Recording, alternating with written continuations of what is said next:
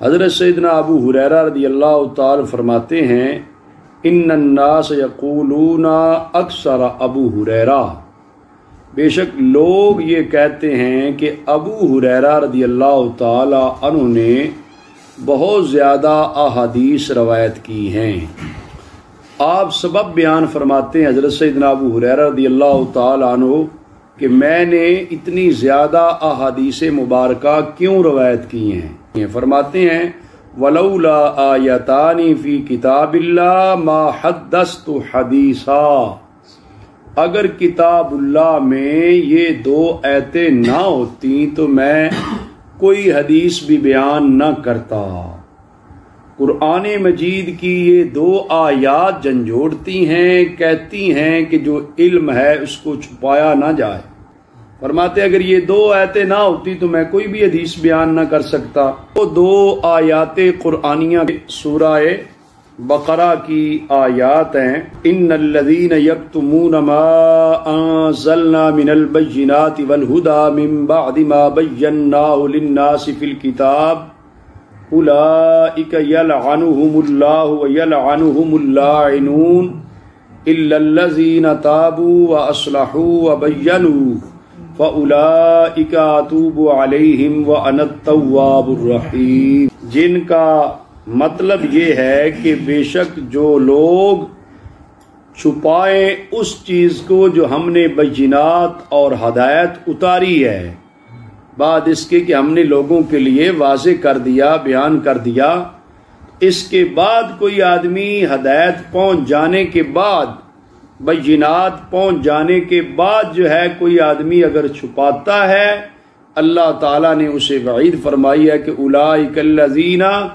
یلعنہم اللہ ویلعنہم اللاعنون، یہ وہ لوگ ہیں جن پر اللہ تعالیٰ بھی لعنت کرتا ہے اور لعنت کرنے والے بھی لعنت کرتے ہیں۔ گویا کہ اس سخت وعید کے پیش نظر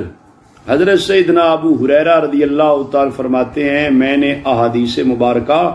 بکثرت روایت کی ہیں، بیان کی ہیں۔ اس سے ہمیں بھی سبق ملتا ہے کہ جو ہم پڑھیں اس کو آگے پڑھائیں اور آگے تک پہنچائیں،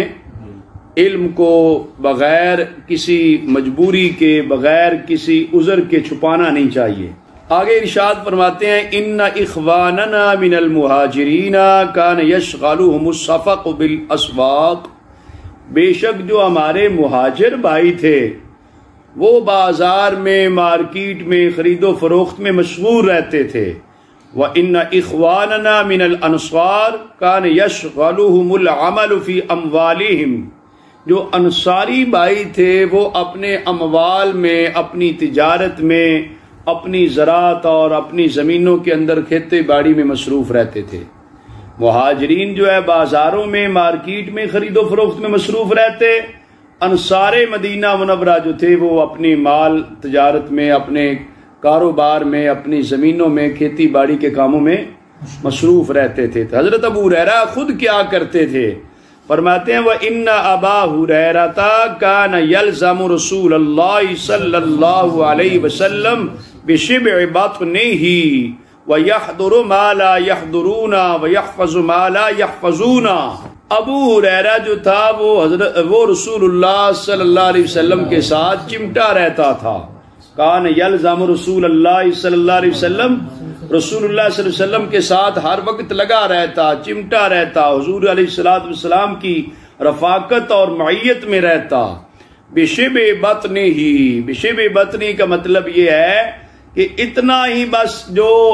قوت لا یموت ہوتی ہے، تھوڑے پر گزارا کر کے بس پیٹ کے لیے کچھ ہو گیا جس سے زندگی بچ سکے تو کافی ہے۔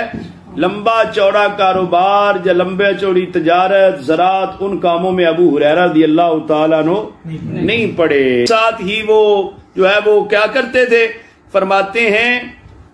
وَيَحْضُرُ مَا لَا يَحْضُرُونَ، جو مہاجرین اور انصار اپنی تجارت و زراعت کی بدولت جہاں پہ نہیں بھی حاضر رہ سکتے تھے، ابو ہریرہ حاضر ہی ہوتے تھے، اور جو چیز وہ نہیں یاد رکھ کر سکتے تھے ابو ہریرہ اس کو یاد کر لیتے تھے۔ جو